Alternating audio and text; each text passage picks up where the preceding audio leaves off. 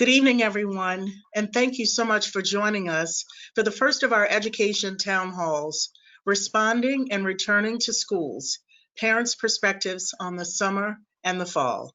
I'm Judy Reese-Morse, President and CEO of the Urban League of Louisiana, and I am so glad that all of you are here with us for this important conversation. We could not start without addressing directly the weight of what I know all of us are feeling and experiencing. The deaths that have taken place earlier last week and previously, as well as in the past years, have all put a tremendous amount of pressure on our communities. And we cannot ignore that even in the midst of trying to continue and to move things forward while we are in the midst of a global pandemic. The Urban League of Louisiana has been and will continue to be a leader in the work for racial equity and justice in our communities. And it's just important for us to acknowledge what I know we are all experiencing and feeling in this moment. But we must continue to lift up the issues that must be addressed to speak to issues of equity, and our focus this evening is on education. The Urban League of Louisiana is committed to always engaging the people who are most impacted by our work and by the issues we seek to address.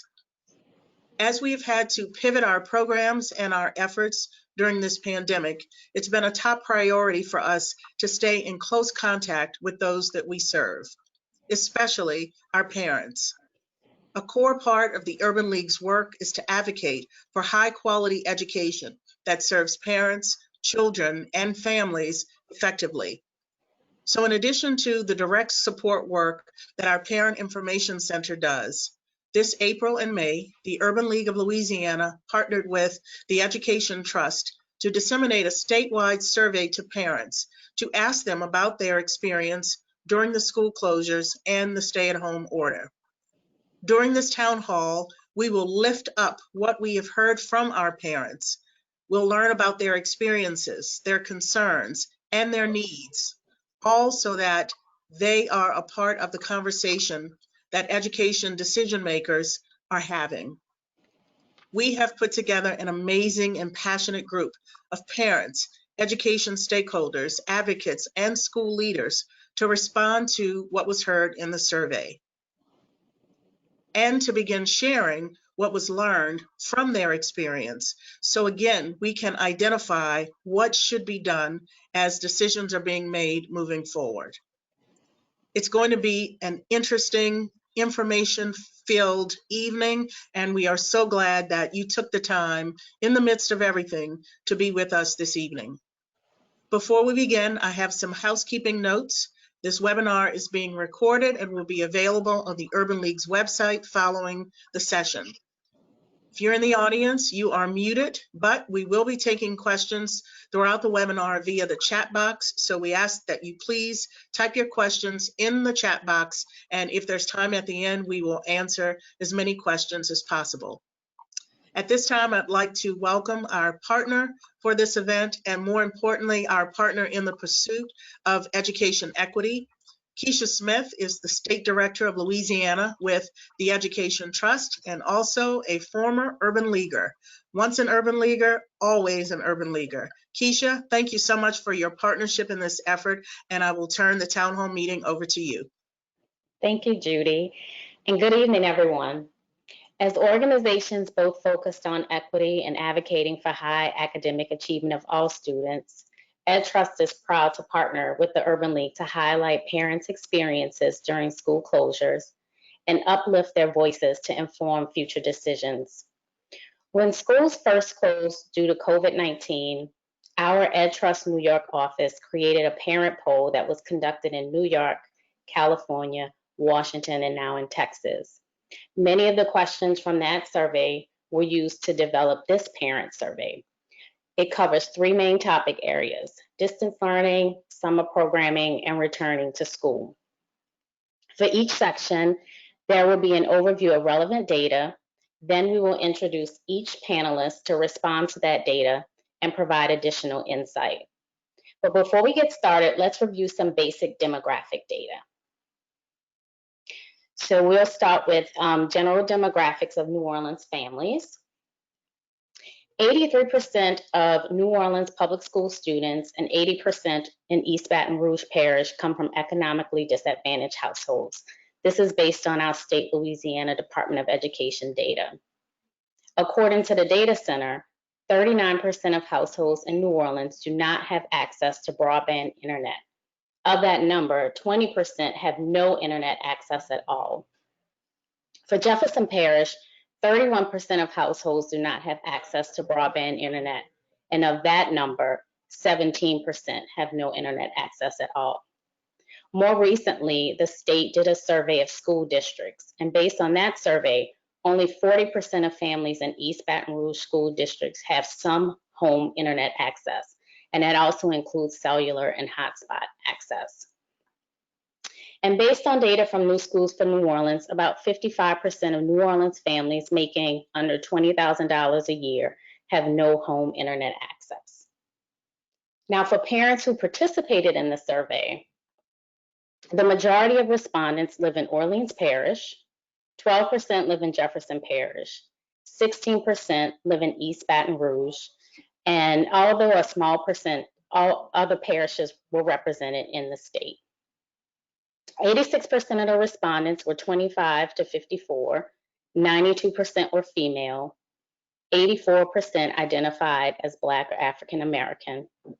Nearly all respondents indicated English as being their primary language spoken at home, and 60% have a total annual family income of less than $50,000. 76% have at least some college education, and 47% have a 4-year degree or more. 65% of those have more than one child at home, and 38% have a child with a disability. And the survey was open to parents who have kids in all types of schools, but for those who responded, 89.5% of parents have children in public school. So with any data collection, we do have to at least mention that there are some limitations. One, because this was an online survey, we want to acknowledge that this may have limited who was able to participate. The survey was also available only in English, which also poses limitations for non-English speaking parents to participate. But lastly, while the survey captured a small snapshot of all parents' experiences, many of the findings were in line with that of other surveys conducted in other states by Ed Trust, as well as the survey of school districts conducted by the Louisiana Department of Education. And this town hall builds on the survey by engaging parents, schools, and other decision makers to inform positive solutions and guide how we as advocates can be helpful. So now that we have an idea of who participated in the survey, we want to get an idea of who is participating in the town hall. So we'll be bringing up a poll on your screen. Please take a minute to complete the poll, and you can select all that apply.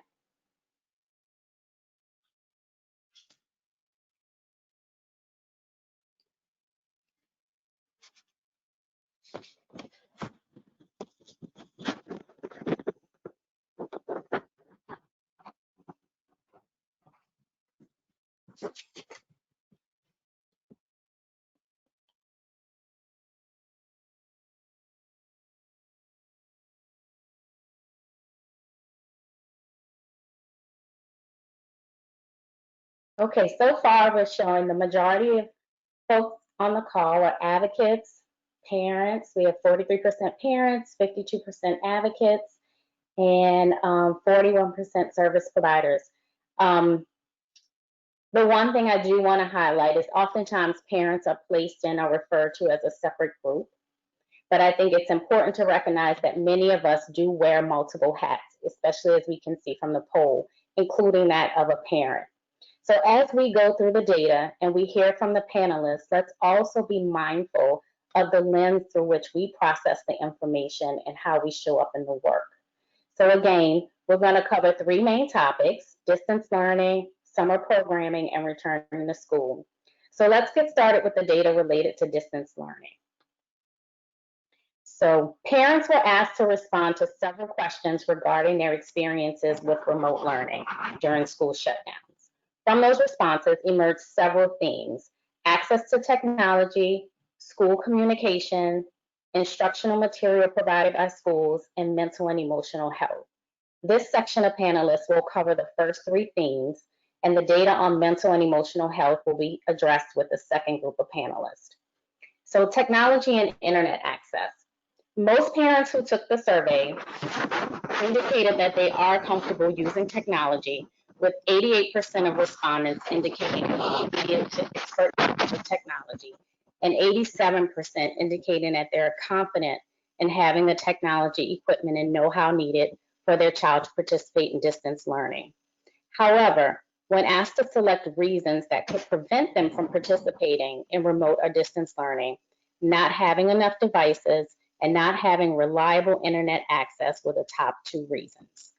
Following that, about 14% indicated that their child may be too young to participate in distance learning, and another 14% indicated that their child has a disability and needs accommodations as a barrier to participating in distance learning. Next slide, please.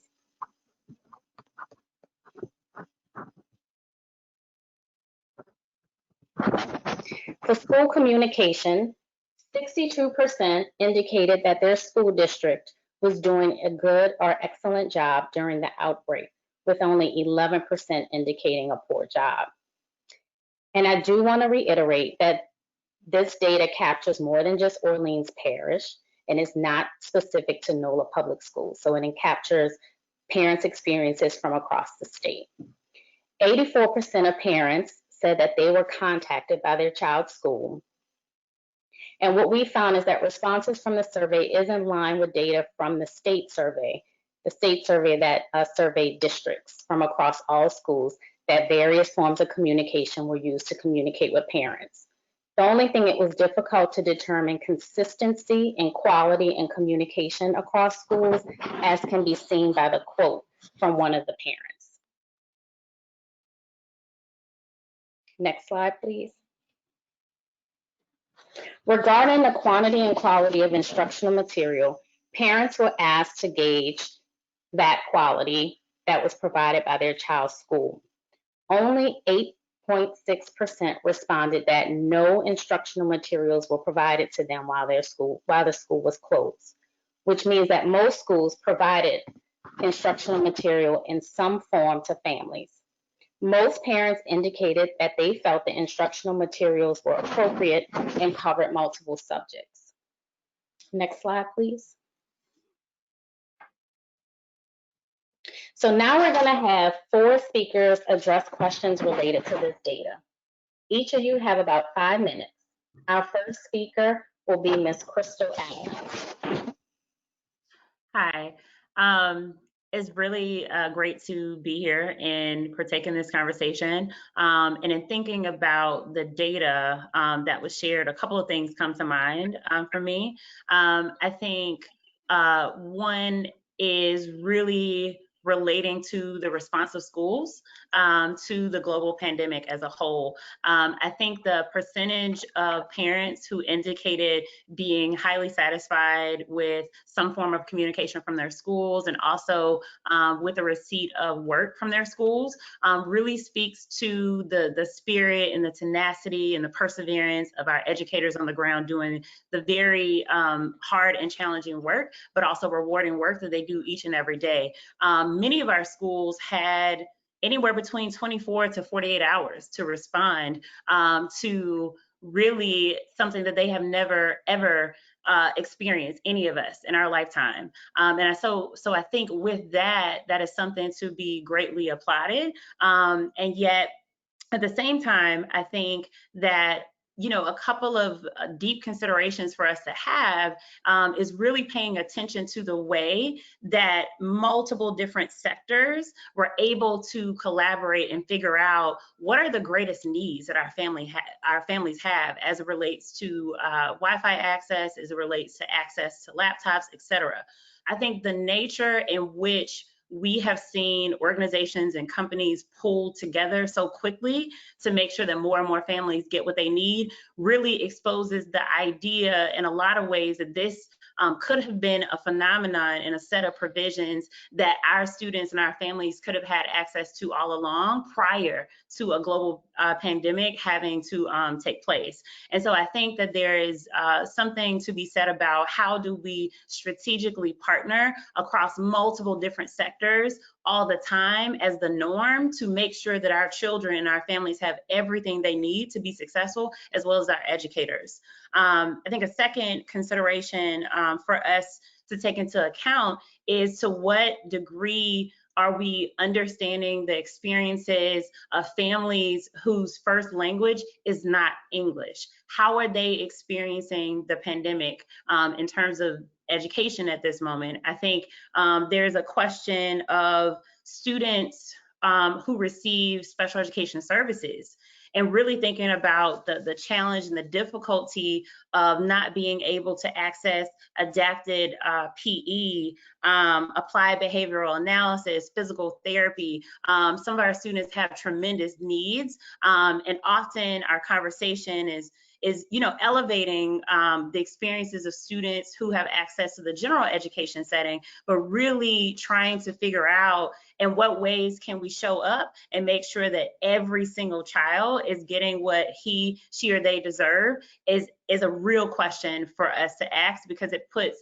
a lot of undue and chronic stress, also degrees of trauma onto families and all types of caregivers involved with our students. I think another experience for us to really think about is the way in which our children, especially our Black children, are experiencing the receipt of education when their caregivers, when their parents, whoever it is that they are living with, are frontline workers. We know that African Americans are disproportionately on the front line of trying to address the global pandemic that we are facing. And so to what degree we're really mindful and considering the ways in which trauma can play a role in a student's ability to show up on a virtual learning platform. We know even prior to COVID taking place, according to a 2017 screener that was conducted actually by the Institute of Women and Ethnic Studies here in New Orleans, that the following numbers are actually true. 54% of our young people surveyed had already experienced and had exposure to murder or death of someone very close to them. We know as well that 46% of our youth surveyed showed signs of current or lifetime PTSD. And so when we compound a global pandemic on top of that, and what it means for a child to have to deal with the stress, the pain, the frustrations, all the emotions of high or higher loss of employment, of financial hardship, and of exposure to the virus itself, those are considerations that are really challenging for us as educators to even wrap our minds around, but we have to, because if we don't, in a lot of ways, we are not truly meeting our children where they are to in any way pretend that our children can be fully alert, fully engaged with all of these external factors impacting the way that they're actually able to show up. One additional thing that I would add for consideration is our students need for the following. One is for safety at all times, physical safety, psychological safety, emotional safety. And we know that in the walls of a school, children should expect to engage in some form of human connection. And so us figuring out how is it that we provide to our students an opportunity for them to connect with their peers will be critical and important. We also have to recognize that for some of our students, the way in which they engage with their school or their classroom setting was traumatic for them along lots of different lines. The extent to which our young boys, our young girls are disproportionately suspended, the the extent to which, even in this broader climate that we're talking about, racial inequities and white supremacy and also white dominance, we have children that sit in classrooms that also experience that at a disproportionate level, even pre-COVID. And so we have to think about ways to also ensure that our educators, even when they're engaging in distance learning or when we return to being in person, are truly culturally competent, they're anti-racist in their practices, and they're really responsive and understand and see and give value and affirm who our children actually are. Last but not least, I will say that it's important for us to think about the way in which we increase teacher capacity and continuously provide them forms of professional development and growth so that our lessons are highly engaging.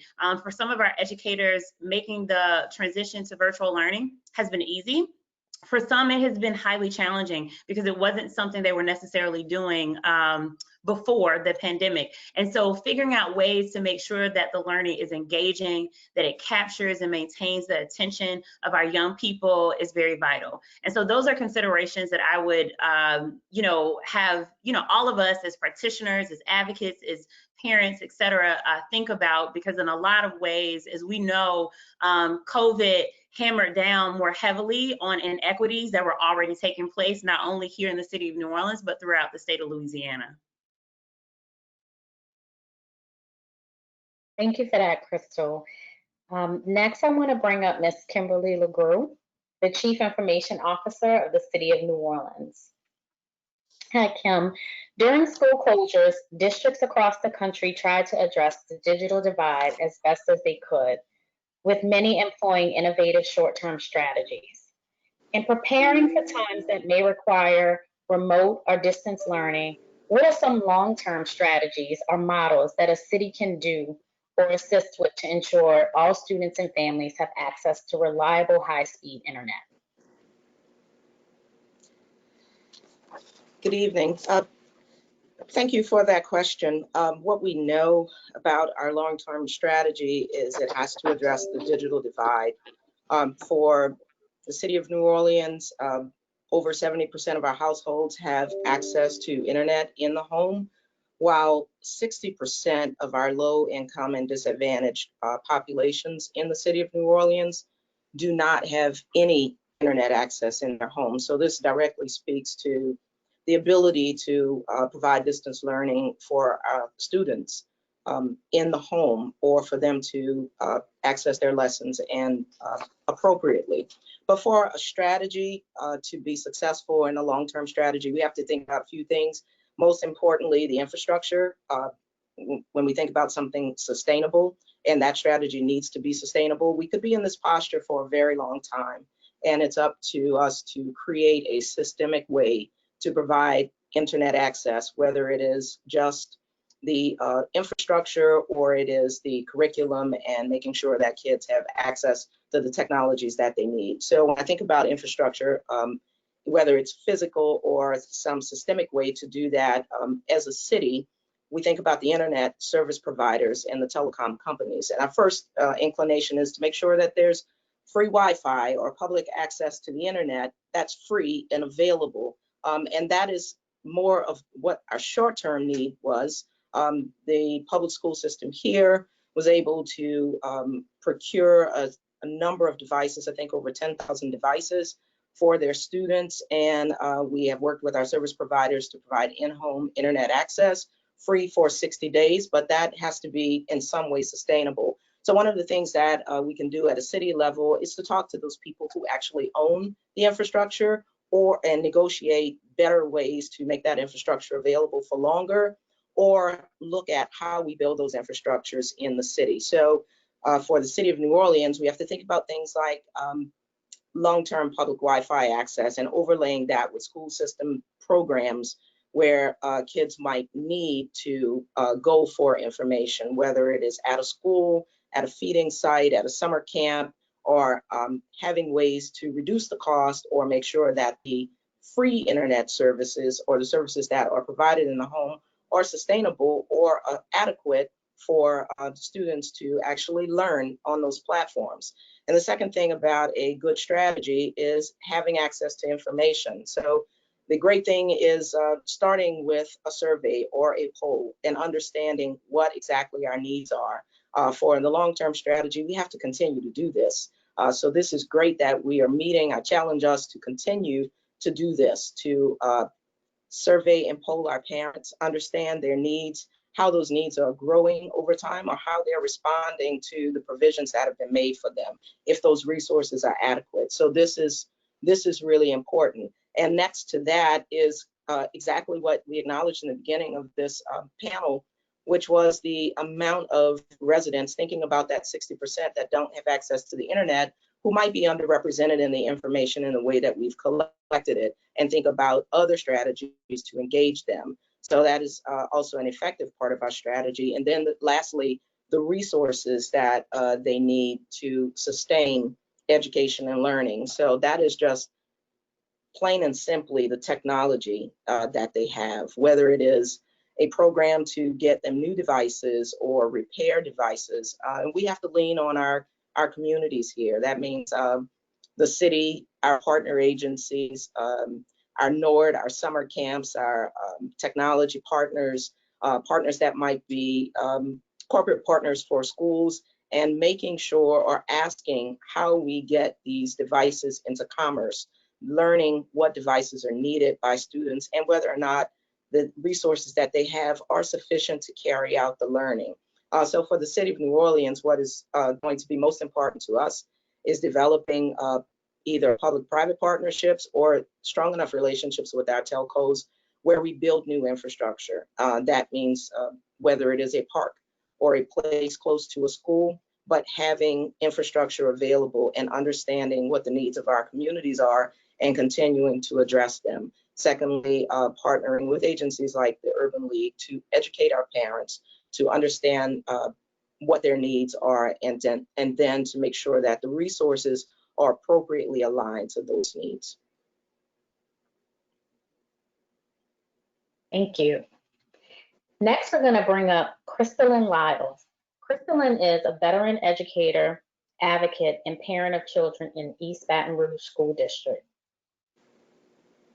Crystalline, as a parent and advocate in Baton Rouge, what is your initial reaction to the concerns parents have expressed, and what have you experienced since March related to distance learning and adjusting to managing your child's education from home? Okay, can y'all hear me? I'm trying to share my web. I don't think it's. We can hear you. Okay. Oh, hi.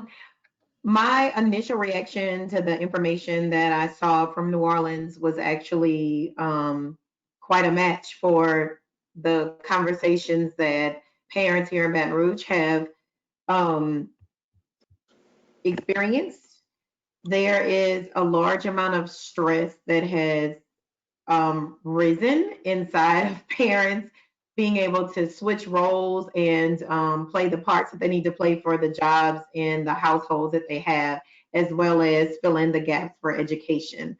I do think that while we were already probably not prepared as a district as much as we'd want to be for a pandemic as such, and it's certainly shown the difference between meeting needs with equality versus equity.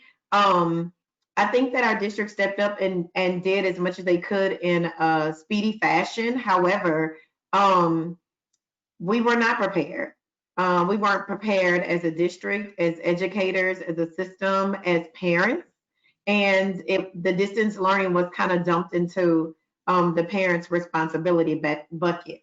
And so with that, I think that a lot of us felt overwhelmed with the expectations. So one of the things that I experienced in my household was just to tailor make, what I could provide for my kids, to keep them actively engaged, to make sure that they were getting some kind of educational interaction. I was able to hear from the instructor the lines of communication for the educational system was open to parents. We received updates and instructional materials and resources. However, I think one of the weaknesses of our district is that the resources are in silos, that if we were able to construct a bevy of those resources together for parents to be able to address special needs, to address the needs of younger children, to address the needs of older children, to address the needs of parents who have children of different ages, maybe that would have de-stressed. But one of the things that I saw across the board, even with the survey with parents in New Orleans, as well as the survey here in Baton Rouge, was the stress level. And so the emotional stability of parents, of students, and of educators needs to be still addressed at this point. One of the worst feelings that you can have as a parent is to feel like your child has needs that you cannot address. And so while we were given a multitude of resources as parents, we were also asked to quickly replace an entire system that's put in place to educate our children on a daily basis. That in itself is overwhelming. So I think that my reaction to hearing other parents share those stresses, both here and in New Orleans, was both comforting yet alarming. So at this point, I think one of the greatest challenges that we have as parents is to step up and value our expertise, because we are our children's largest advocates. We know them on a personal level.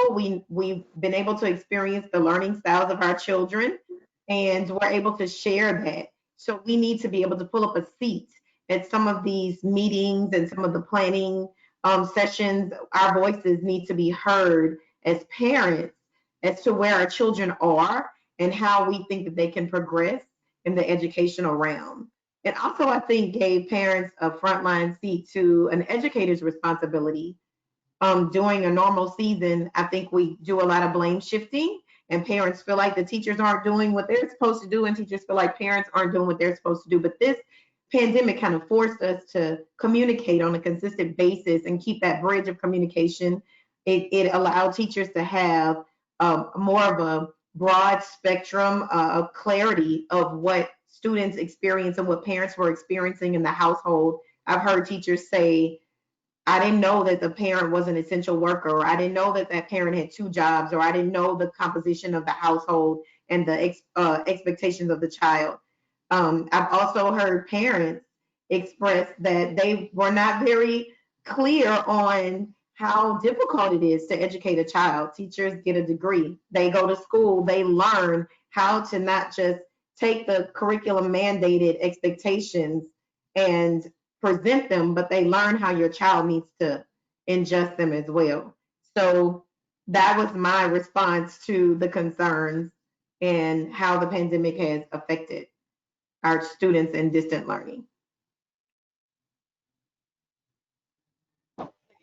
Thank you for that, Crystalline. As a parent of 3 kids who were in school at the time of the school closures, I can completely relate and concur with what you're saying. So thank you for that insight. Lastly, we have Myrialis King, CEO of Community Academies. Myrialis, you had the challenging but critical role as a school leader that had to act quickly to support students and families through distance learning. What worked and what didn't from that experience that can inform how we move forward? What have we learned from this experience so far? Keisha, and thank you to the Urban League for hosting this educational town hall and the work that you all do for our community constantly. I'm humbled to be here to share what we have learned has worked, what we have realized didn't work, and what we learned as a result of both.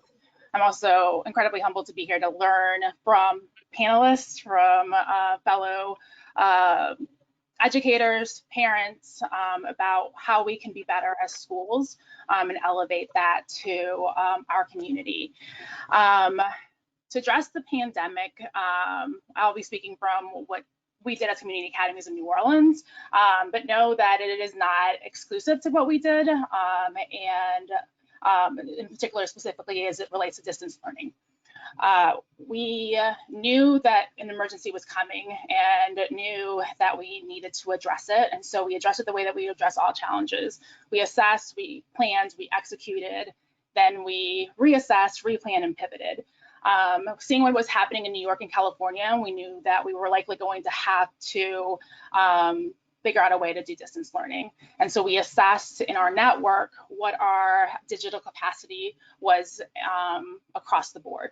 And so we sent out a survey home, both digitally as well as written, to ensure that it reached everyone. And we have a large L population, so we also sent it in Spanish and Vietnamese, and then we followed up with calls the week before we were closed down. So I think that we had a really good sense network-wise of the percentages of students that had either a laptop, computer, tablet, Chromebook, smartphone, and or internet at home.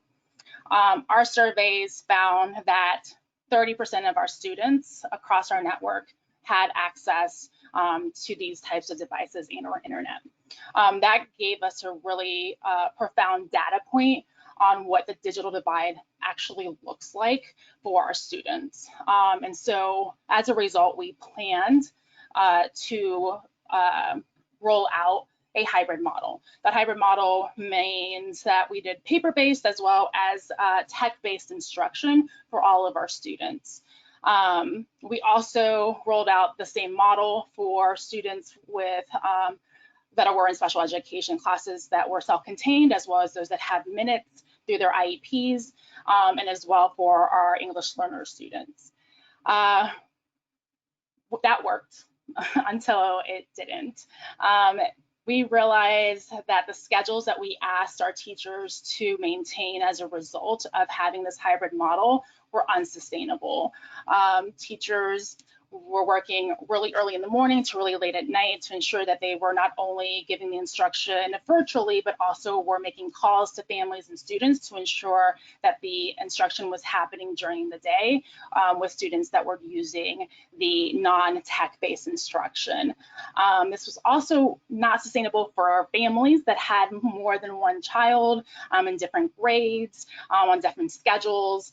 And so it was incredibly hard for our families as well to continue to have that schedule continue for the inevitable future.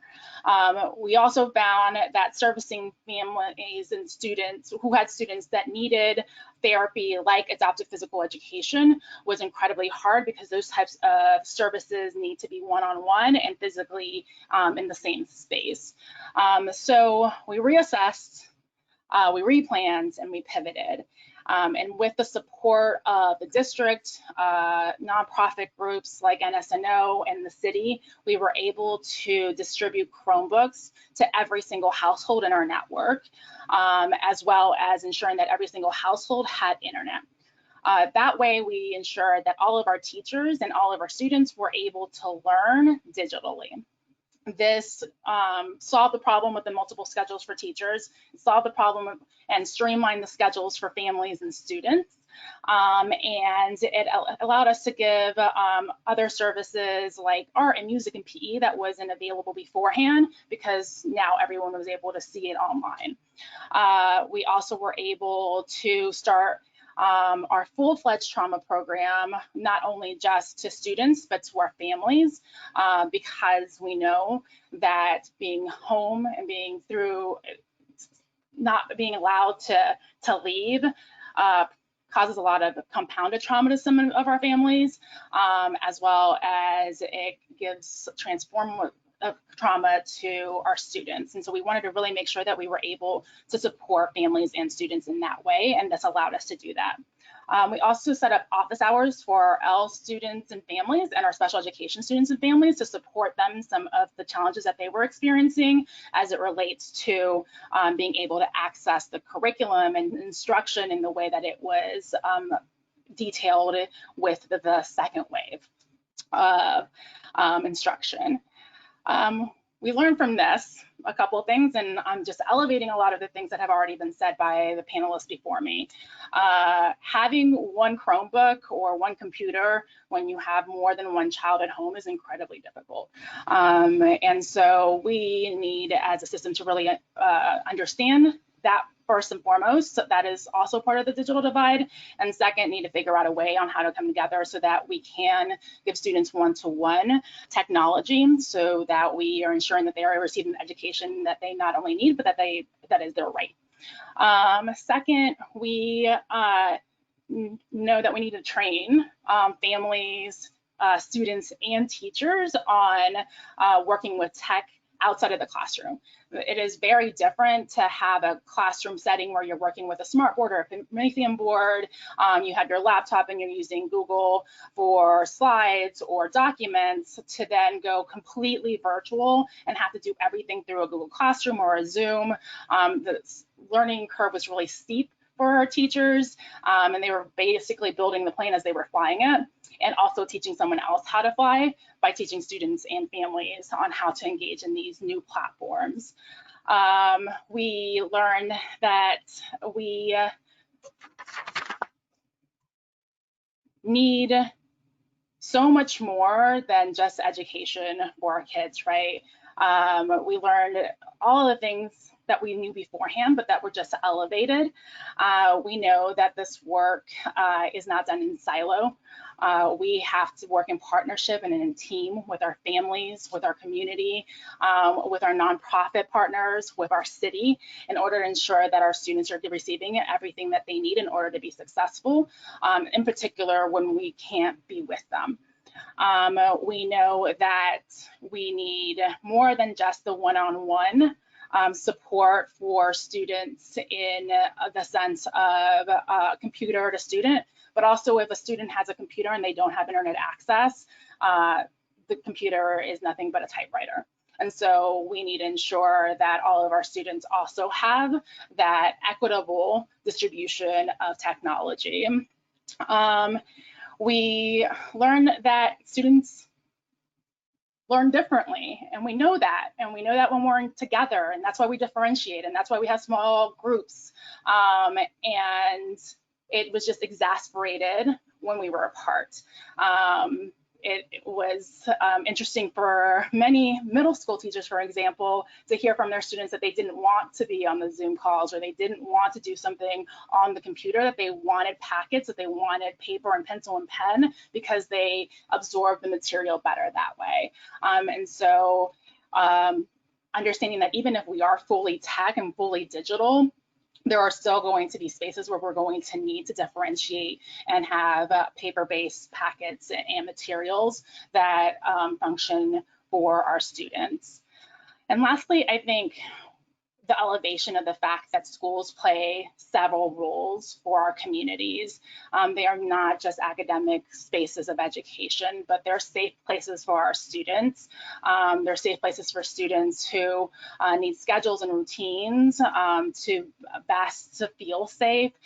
They're safe places for students to get food and to socialize. We did not realize that our students were going to miss each other so much. And even though we were apart, we need to figure out a way for them to still be able to be together and to support the whole child, which includes social emotional support for all of them. Lastly, we are working side by side with partners like iWest to really understand and learn from the trauma that our students are facing currently, not just themselves, but also the trauma that they see their families, their parents face as well. And we're working in conjunction with our whole community to understand that when we come back, we need to address that trauma before we can really think about addressing any of the other educational needs, because a student can't be in a classroom expecting to learn if they are not there mentally, emotionally. And so even if they're there physically, we need to understand that this has not been us working remotely from home. This is us working through a pandemic at home, and that is very different. And we need to be able to support all of our students and families on that difference.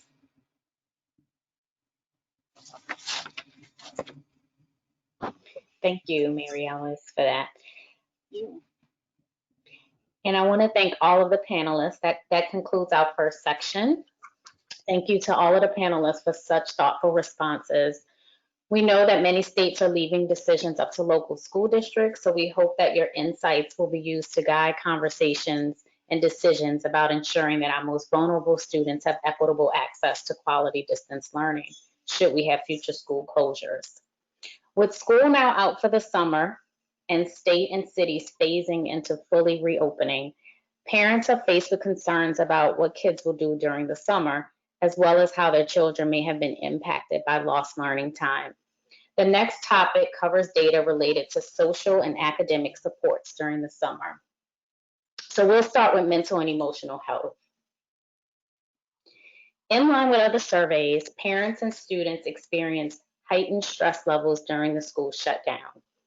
79% of parents indicated their stress level as higher than normal during the school shutdown, and 60% indicated that their children's stress level is higher than normal during the school shutdown.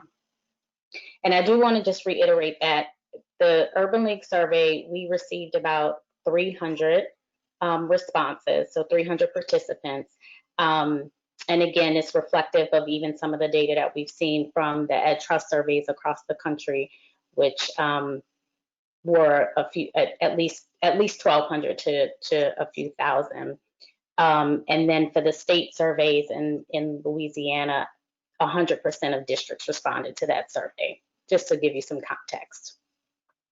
But open comments indicated that the top reasons for parent stress were the inability to balance working from home, parenting, and helping to make sure their children were learning. Some were also dealing with COVID-related infections and deaths in their family. Other reasons were worried that their children would fall behind academically and uncertainty around the future of their jobs and income. Open comments indicated that top reasons for children's stress were the inability to interact with teachers and peers, both academically and socially, and we've heard that from the previous panelists.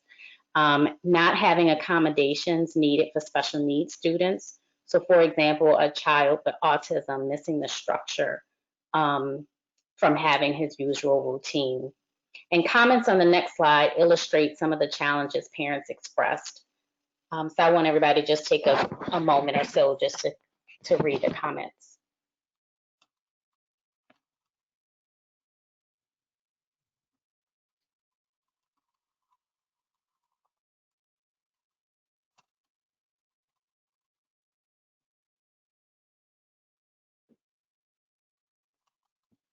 Next slide, please.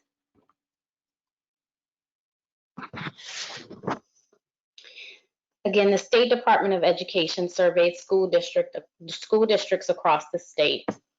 Based on that survey, East Baton Rouge and Jefferson parishes indicated that they would offer summer school, and 66% of schools in New Orleans indicated that they would offer summer school. Guidelines have been released instructing how to maintain safe on-site operation of school programming. Parents who completed the survey indicated that their top concern about their children returning to school or returning to summer programming is the ability to provide the necessary safety precautions and monitor students' temperatures. So it is my pleasure to have Tale Lockett and Camille Alexander respond to these challenges and concerns. Tale leads Algiers Charter School Association, and Camille is not only the Deputy Director of the City of New Orleans Office of Youth and Families, but also a licensed clinical social worker. So we're going to have Tale up first. Tale, with summer officially underway, what are your priorities for students and families? And is there anything that Algiers Charter School Association is doing, especially to address anticipated summer learning loss that may compound issues already evident from challenges with distance learning? First and foremost, I want to say thank you for allowing me to be on this panel and share my thoughts and my concerns as we move through these times. Listening to the other panelists, we are all within the same space. But one of our top priorities here in the Algiers Charter is that we're analyzing and reviewing the feedback from our own surveys from our families that is talking about remote learning and distance learning and technology. We conducted this survey to identify how we can better prepare and support our families through this new norm of education. We understand that without our family's voice, we cannot move forward. Through conversations, we want to emphasize the importance for our organization as we remain staying connected with our families. We want to get that 100% talking with our families. We noticed that we receive some of the same feedback from the same parents. So as we continue our conversation, we're trying to develop new strategies on how we're going to reach those parents who we don't normally hear from, right? And during this summertime, we want to make sure that we're checking in, that we have important information that we want to share with them because this situation remains fluid. We know that we have different phases that we'll go through before we even get through the summer and to the fall. But we want to make sure that they're staying abreast of any upcoming changes, any challenges, and the directions that we're taking as an organization that will impact them. In addition to that, we have in addition to staying connected, I should say, with our families, we have instituted a recovery task force solely with the intent to prepare for the reopening of schools. This task force is split into 5 committee sectors, including technology solutions, distance learning and instructional innovation, public health and safety, mental health and wellness, and financial sustainability.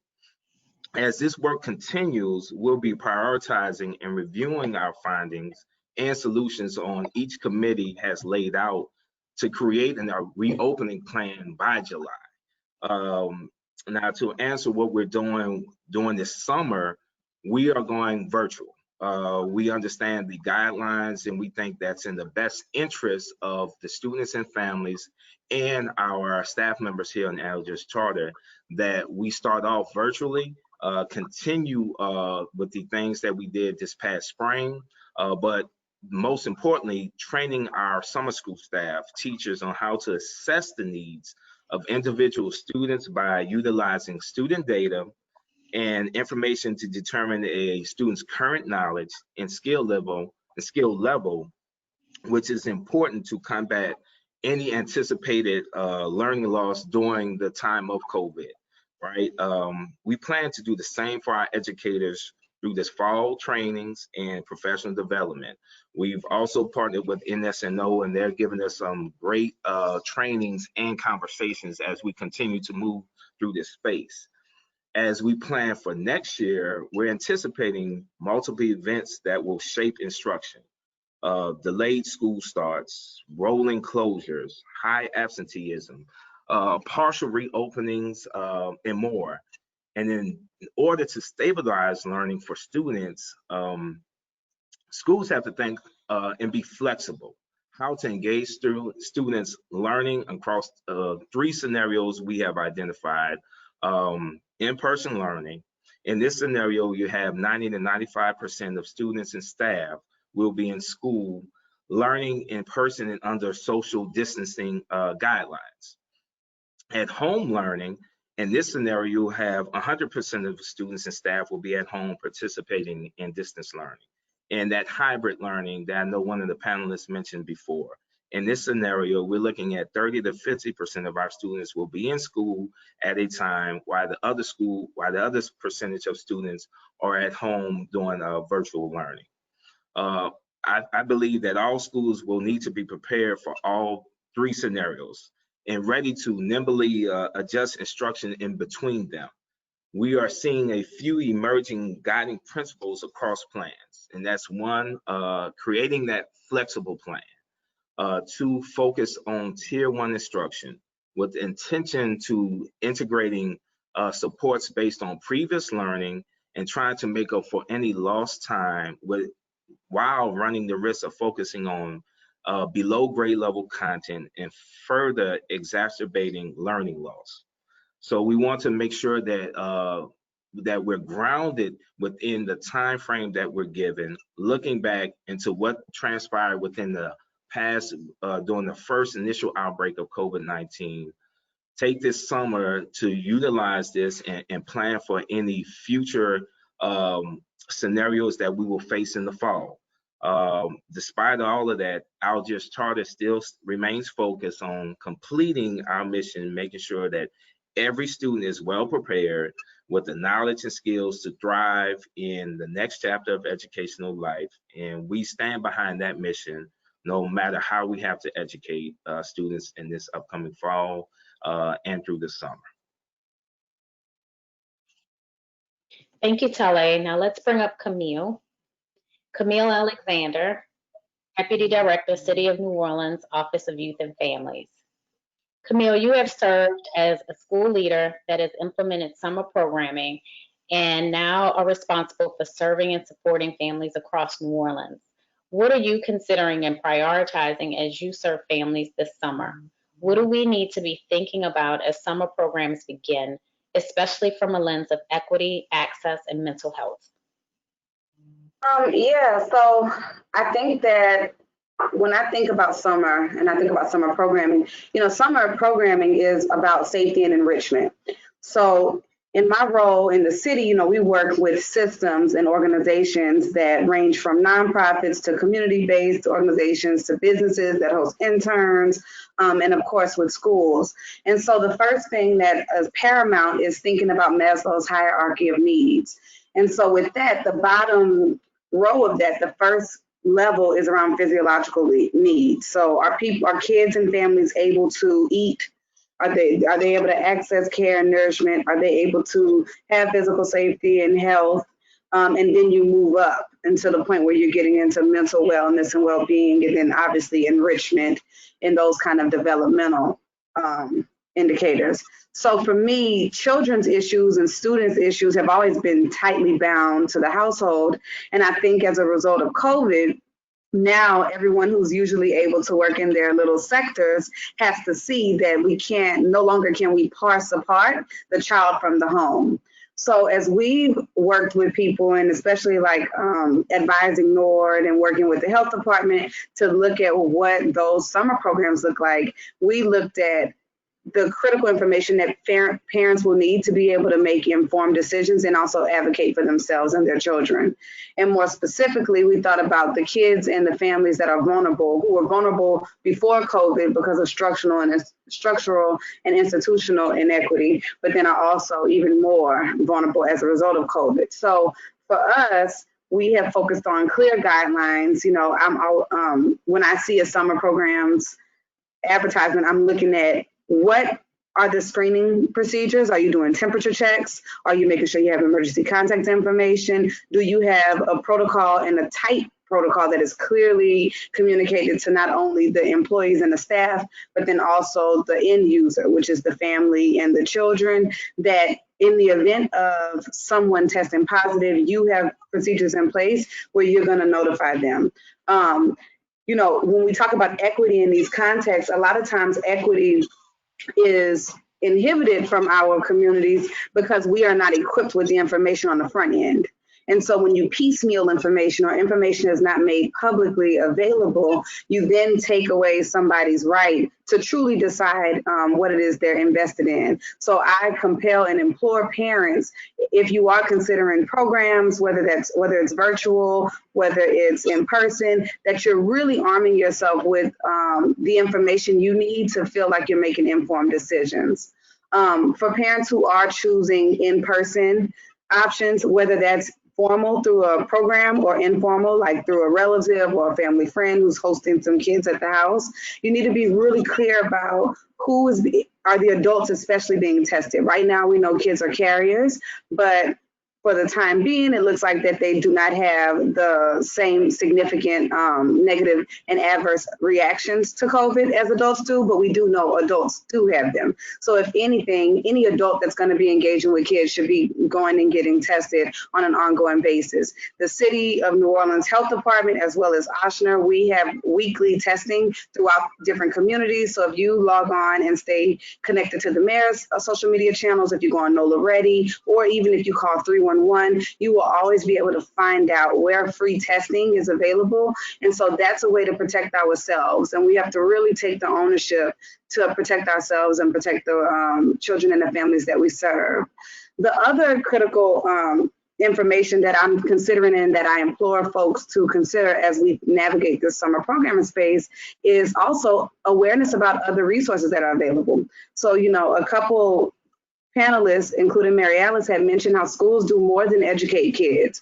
And we know that when kids have behavioral health or psychiatric crises where they are needing suicide ideation or exhibiting some type of other harmful behaviors, you know, school professionals tend to be the ones that make the referrals to a children's hospital or River Oaks. So I want to make sure parents know that Children's Hospital and River Oaks do have used psychiatric emergency departments. And that is very, very important, because if your child is exhibiting issues where they're saying they're suicidal or for whatever reason they're unable to safely regulate their emotions, you need to be able to have that information on the ready so that you can call 911 and you can get them the support and the services that they need. Similarly to that, when we think about mental health, we can't just think about children, we have to think about the caregiver. And so no different than the stress that has been placed on households from the academic burden of trying to support kids and step into this role of a teacher, but then also trying to make sure that you're navigating this other uncharted, uncertain landscape. We need families and caregivers to take care of your mental health. So when I'm looking at summer programs and I'm looking at anything that people are proposing to engage our families, if they themselves are not including a trauma responsive kind of lens on the programming that they're providing, I definitely make sure that they have a list of available resources. And you can see that list on our NOLA Ready page. You can also go on the Office of Youth and Families webpage, which is at nola.gov/youth. And all of that information is on there.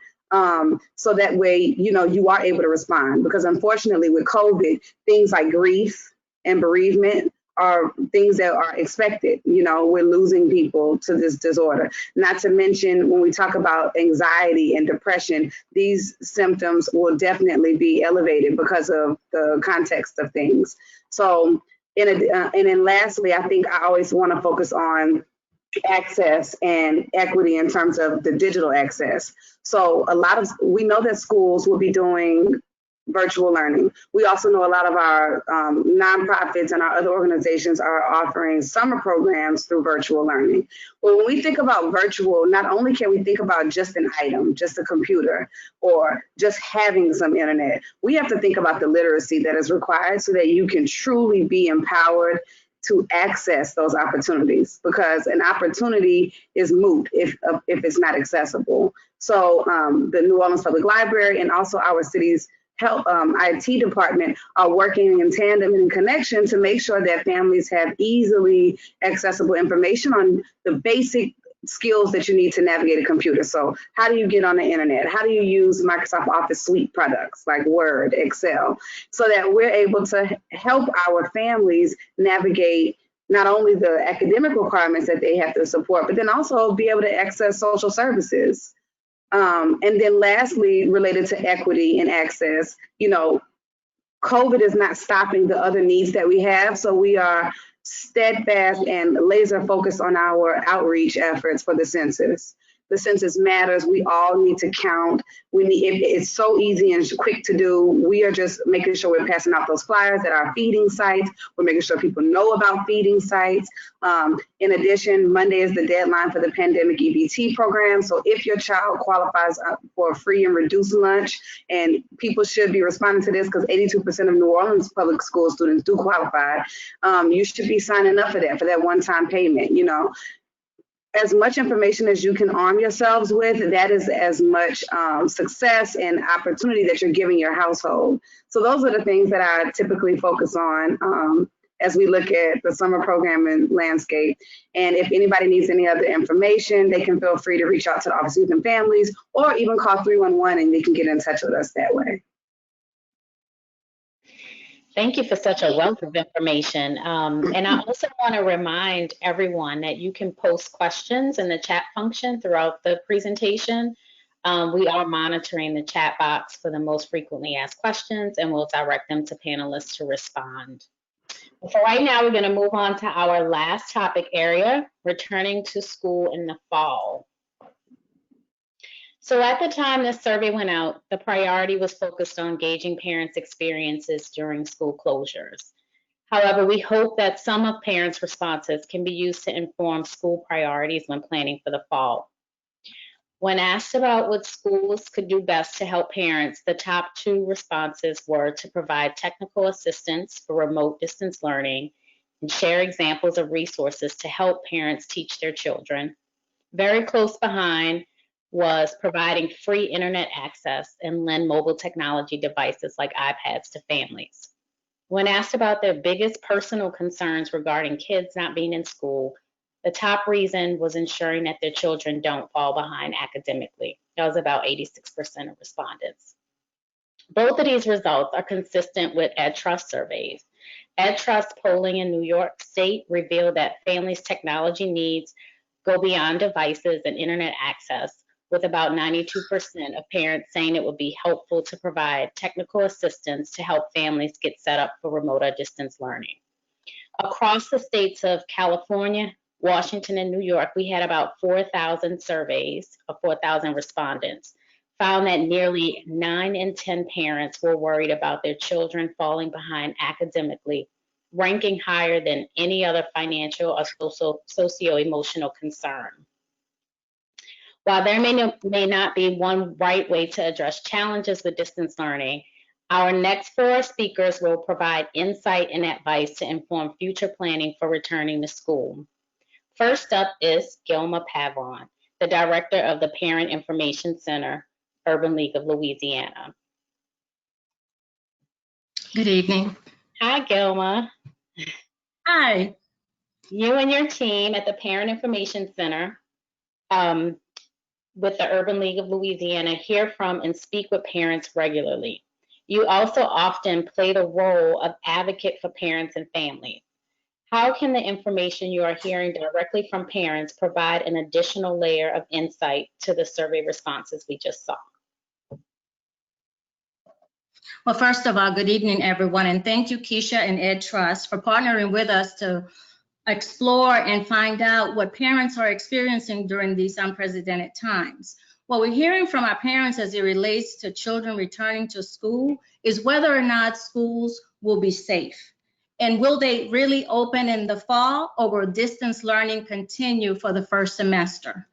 Additional things that we're hearing from parents is, what will transportation look like? How is safety going to be addressed as students are getting to and from school? What about classroom size? You know, they're concerned that some classrooms have 20, 30 kids, and it's a major concern for them. Also, whether or not schedules may possibly fluctuate, and whether or not they'll have to put their children in aftercare or before care services, and what is safety going to look like for their children in that environment. Additionally, they're concerned about what the supports for their students with a disability, how will they receive services that will bring them back on track, right? Or how will supports be provided should long distance learning continue in the fall? How are they going to navigate that space? So if distance learning is going to continue in the fall, families definitely need technical assistance for remote learning, continued access to internet, laptops, and iPads. We've heard from parents who were not aware that schools had laptops and hotspots available for them. And then we also learned that others told us that they received information about the availability of electronic devices about a month after distance learning had begun. So we know that for schools, it was not easy to switch from traditional learning to distance learning, but we have to do better in making sure that families get the information. In addition, other challenges for parents, especially for those that have more than 2 children, they don't have enough devices for all their children. So their children are alternating and taking turns using the devices. Setting up a home network presents another challenge for parents who do have devices but are not technically savvy enough to, set up a network for them. Also, we have grandparents who are raising their children.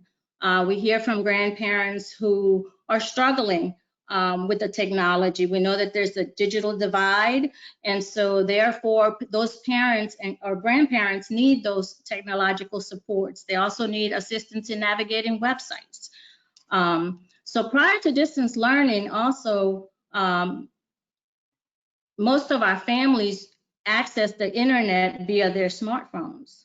So we were glad to see several of the internet providers come on board and provide families with access to internet for little to no cost. One other concern that really parents spoke to us about was they felt that their children were going to probably fall behind academically. When distance learning began, several schools didn't do a good job of funneling the resources to assist the parents in teaching their children. So when they did receive the information and the resources, they felt that their kids were already behind. Some of the parents tells us that they're working 2 or 3 jobs. They don't have the time to check assignments and are having to rely on older siblings to check those assignments.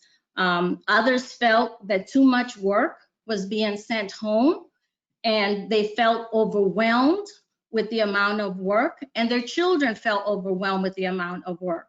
And they, almost guaranteed that the child was not going to be able to complete all of the work that was provided. Parents are concerned whether or not their children are going to be able to function at their particular grade level when they return. And so they also were interested in trying to find out, like, what are schools going to be doing, right, to assist and bring their children along so that their children will function at their grade levels. What necessary steps are going to be taken for those children. In addition, parents are dealing and struggling with coronavirus themselves. We have 5 parents that contracted the disease, and they were having to distance themselves from their children and relying on family to teach their children. So there's a multitude of concerns that parents have. And also they are, for the most part, as anxious as everyone else is, right? They're noticing their kids are anxious about, what school's going to look like. They want to go to school, or they show excitement about returning to school, but the parents know that there's a potential risk factor, right? If the necessary steps aren't taken by the schools to ensure that children, will stay healthy. These are some challenging times, and parents with school-age children especially need the support and needs the community to rally around them and have the schools address their particular individual needs during these times. Thank you, Gilma.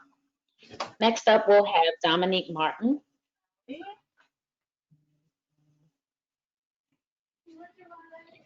Hello, everyone. How are you? Hi, Dominique. As a parent and advocate in New Orleans, what is your initial reaction to the concerns parents have expressed? And what is top of mind for you as we look forward to the fall? What do you hope to see as it relates to your child's safety and education? First of all, I want to say good evening to everyone out there. Keisha, thank you. And I'd like to especially thank the Urban League for inviting me to participate in this panel. As a parent myself, I share in the exact same concerns of those who were surveyed. The first thing that comes to mind for me, as well as other parents, is school readiness. Will the schools be fully operational given the CDC guidelines? If the children will be back in the building, what will the classroom size look like? Will it be 6 to 12? What will that ratio look like? Will it be virtual learning, or will we have a hybrid learning approach? As a parent, I also hope that going forward that the benchmark assessments will continue to take place as they have in the past. That way, as the new school year begins, either virtually or on a campus, all the stakeholders, be it the school, teacher, and family, will know where the scholar is presently academically and develop a plan for them to advance. As far as going forward, I would like to see that there be continued communication between school and the family, because none of that will take place unless the village is there to ensure that all of our scholars have an equitable learning experience. What I also noticed that stuck out to me the most, outside of the children and the parents being concerned, and rightfully so, about their children being left behind, is the fact that we have a lot of parents who work shift jobs. And with that being said, because we no longer have community schools, we're now dealing with parents who have older children that are in a high school setting on one end of the town. And then we have children that are in an elementary education setting in another part of town. And if they're forced to go back into the building and say we do use that hybrid approach, or maybe we do an approach where you do the mornings here for my high schooler, afternoon for my elementary school child, how are they going to be able to bring their children back and forth to school without missing out on work? Which poses the next question, busing. How is the transportation going to be taken care of for those parents? I think it is essential that when all of our stakeholders at the federal level, at the state level, at the local level come together to make these decisions, it is my hope that there are parents of all socioeconomic backgrounds that are there at the table to be able to converse with them so that they can see different sides of the spectrum, so that when we make an informed decision on how our children, not just my child, not just your child, but all of our children will advance academically come the fall, we will have a good and greater understanding of how we can successfully do that and make sure that all of our children are college and career ready going forward. Thank you, Dominique. Next up is Mr. Darius Lannis, a East Baton Rouge School Board member. Hi, Darius.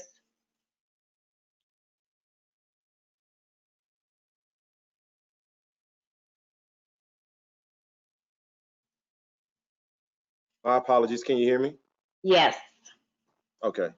Well, first off, I wanted to thank you all for allowing me to be a part of this discussion this evening. Also, thank you, Urban League of Louisiana and the Education Trust for hosting this tele-town hall. I think while this conversation or the question that you asked could be directed in several different areas, I think first, obviously, for many parents, the main thing they're thinking about right now is safety for their kids.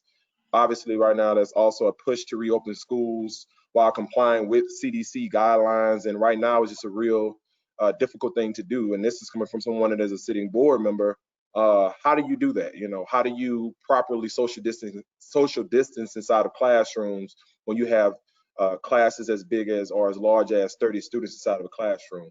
How do you do that on a bus? So I think those things are the overarching issues. But I think in answering this question, we first have to look back at what has COVID-19 taught us about effective parental communication and collaboration. Prior to COVID-19 affecting our educational systems, data continuously showed us that parental engagement, not only in East Baton Rouge Parish, but all across our state, has been at an alarming decline.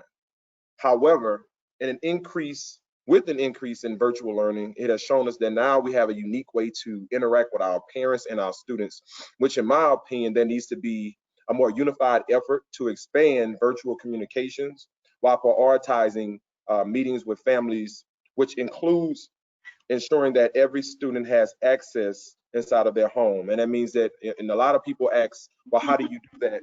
Especially when you have districts that have limited resources, allocated funding. Well, the first step is that you have to utilize or effectively utilize CARES Act funding that's coming from our federal government. Also, in states like Louisiana, they have specialized funding mechanisms such as the Governor's Emergency Relief Fund, where we can also tap into. I also think that we are in a time and place where we as a district, and I'm speaking now more specifically to East Baton Rouge Parish, where we need to define what is equity. But the buck should not stop there. I think that we should follow up that definition by creating and developing offices of diversity that specifically focuses on systemic disparities that adversely affect our students and our schools. Back on collaboration, in terms of collaboration, I think that the creation of parent task force groups should be prioritized to ensure that we are directly working with parents to best understand the needs of our students, such as students with disabilities and students with social and emotional learning deficiencies. By doing this, we put the power back into our parents' hands, but we also put the onus back on parents so that teachers are not feeling the grunt of all of the work at the end of the day, feeling like they are a counselor, a parent, a teacher, although those things happen as an educator. And yes, educators do wear some of those hats, but again, it just gets those parents back in the cloth of helping be a part of our conversations. I think another concerted effort needs to be surrounding teacher recruitment, more specifically Black male teachers coming back inside of our classrooms. The data that I've seen inside of East Baton Rouge Parish shows that most problematic areas inside or problematic groups of students has been Black male students. Right now, we have about 52% of students that are not graduating from our schools in East Baton Rouge Parish, and we have to find unique ways to fix that. And while I think that recruiting Black male teachers is the long-term effect, we have to also look at the short-term effect, and that is making sure that our teachers that are currently inside of our classrooms are not only trained with cultural competency, but they should also have some level of cultural responsive teaching trainings as well, which helps them to better understand how to reach the students where they are while being inclusive. Thank you, Darius. Last but not least, I want to bring up Ms. Jawan Brown Alexander, Chief of Schools for New Schools New Orleans.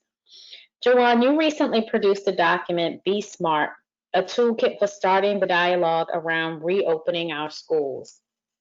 It includes a thoughtful and thorough set of considerations for schools as they plan for the upcoming school year. In light of having state testing waived for this year and hearing what parents have shared in the survey and on this panel, what should be top of mind for education leaders, families, and decision makers in planning for the fall? Hello, first and foremost, hello everybody. Thank you, Keisha, and thank you to the Urban League for inviting me. I think first of all, it is vitally important for us to reopen safe and healthy spaces. You mentioned the Be Smart document, and it speaks mostly to opening safe spaces for our students and our educators. Our approach as a community, it has to be thoughtful. It has to be well planned out. It has to be well executed. We will get one first shot at reopening our schools in a safe way. If we do it the right way, that means we are hearing from parents, students, educators, community members, elected officials, all of our stakeholders. I think Kim and Myrialis said it earlier, that we have to continue to reach out and survey the community. The Education Trust Urban League Survey, LDOE Survey, NOLA PS, they also have a survey that they've put out for parents. They are all vitally important to understanding what is going on at a macro level. But at a micro level, we have to continue to encourage our schools to also survey their individual parents. And that will be vital to our success, I think, moving forward. If we are not listening intently, if we are not leaning in and really understanding what parents are saying, then we will make mistakes along the way as we come out of this COVID experience. If we move to open our schools before we're ready, before we are carefully and strategically preparing, if we are not listening to the scientists, if we're not listening to public health officials, and we make serious missteps, that could cause tremendous setbacks. I am convinced that it would be another 15 years possibly before we are able to really rebound from our missteps if we make them, if we make serious missteps. And I think we learned that lesson as a result of what we experienced post-Katrina. We are still correcting some of those mistakes. So in addition to reopening safe spaces, which includes cleaning and sanitizing our buildings, of course, we need to start thinking about, and I think someone said it a minute ago, how do we transport our students safely? How do we even get them on a yellow school bus and get them to school in a safe way? How do we protect our stakeholders when they are on campus? Creating a system that allows for COVID testing daily or weekly, I heard one of the panelists say. Not just temperature checks. We understand as a community, I think we are savvy enough to understand that there are asymptomatic carriers. How are we training our staff and preparing our families for this new normal as they enter our school buildings once we get to that phase? How are we creating policies that can better support our families and our educators?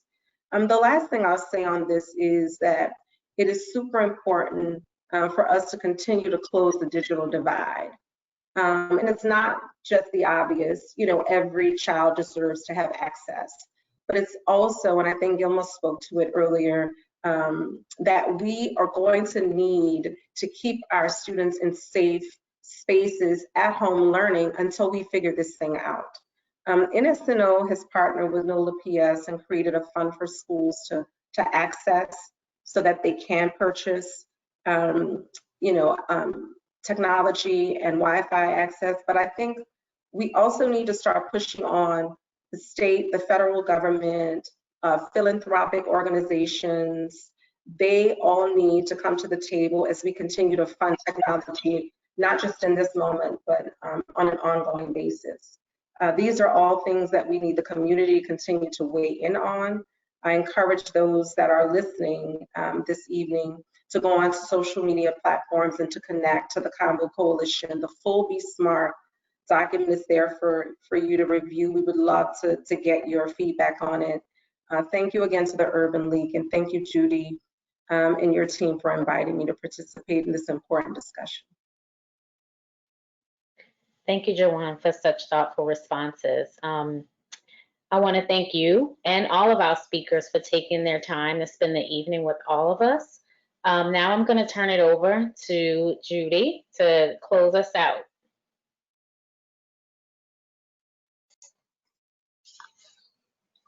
Hi, thank you so much, Keisha. You did a great job of moderating the panel, and thank you to all of our excellent panelists. I learned so much tonight, and I hope everyone in the audience did as well. We talked about quite a bit. We know that our parents are the experts, and that everything that we do, all of our decisions should be based on what they say to us. So it has been so great to partner with Education Trust to lift up their voices, their concerns, their experiences as it relates to their most valuable treasures, which are their children. So what did we hear tonight? We heard a lot about systems, systems being in place to be able to communicate effectively with parents and guardians, as well as with teachers and staff, to make sure that schools are able to respond to their needs. We heard a lot about what parents care about. We know that they are very concerned about what the conditions for school will look like during the fall. What about school safety and classroom size and transportation, education? Will they still have to do distance learning as well as traditional learning? All very, very important questions that we hope decision makers will keep in mind and refer back to and think about often as they're making decisions about what will happen during the fall. And we also learned about resources, whether it is resources coming from the Urban League's Parent Information Center or resources coming from the City of New Orleans. There are a lot of resources available, so we want to make sure that our parents and our guardians are aware of the resources that are available to them as they prepare their children. And I especially appreciated hearing about the resources that are available for our children and our parents and guardians, whether they're frontline workers or not, relative to mental health, and really making sure that we are making these resources available to families as we all try to work through the challenges and the difficulties that COVID-19 has put before us. Krystal Allen said at the very beginning, wouldn't it be great to be able to take all of the networking and the strategies that we've connected to respond to COVID-19 and make them standard all year round. And I like that way of thinking because I think there is a tremendous amount that we can learn, and we should figure out how to make all of our learning permanent. We should not push it to the side and go back. We should take what we've learned from this incredibly challenging time, and we should try to figure out how to institutionalize it. And to Mr. Lannis, our school board member in Baton Rouge, who spoke about defining equity and talking about equity and creating offices and task forces that will allow us to keep equity at the forefront of everything that we do. Also very, very important to what we do here at the Urban League of Louisiana. So I want to just again thank the panelists. I want to thank everyone in the audience for spending time with us. We are at the point where we have to close, but before we go, I'd like to invite you to go to the Urban League website, which is urbanleaguela.org. Please go to our websites where you can register for next week's town hall. We'll do another town hall meeting on early childhood education. We know we've made great strides in the state in this area, but we have to make sure that we are not going backward, that we continue to move forward. And we've got to talk about what that's going to look like in this new world that we now live in. So please go to our website, sign up right now so that you can have a seat in next week's town hall meeting, June 9th, 5 p.m. And we are already looking forward to being with you. Last but not least, you heard Camille Alexander mention it, and here at the Urban League, we have spent almost 2 years preparing for and now executing on the 2020 census. Please, if you have not completed your census form, I implore you, please fill out the census form. You can do it online. You can request a paper copy. There are census workers who are going to be going door to door again now. Please take the time. It takes less than 10 minutes. So much is at stake. If we don't know that now, we'll never know it. So much is at stake. Please complete the census. Right now, in Louisiana, we are competing very nicely with the national average, but we need to exceed the national average. And there's so many reasons why we would get written off, but we can't get written off because the results last for 10 years. So we have got to come through strong. We've got to participate. Please take less than 10 minutes to complete the census form. And if you've done it, tell everyone that you know. Thank you so much for being with us this evening. We are so grateful to be with you. We need to be with you. We need to stay together, and we look forward to seeing you next week, 5 p.m. June 9th, for our second town hall meeting on early childhood education. Thank you so much, and good evening.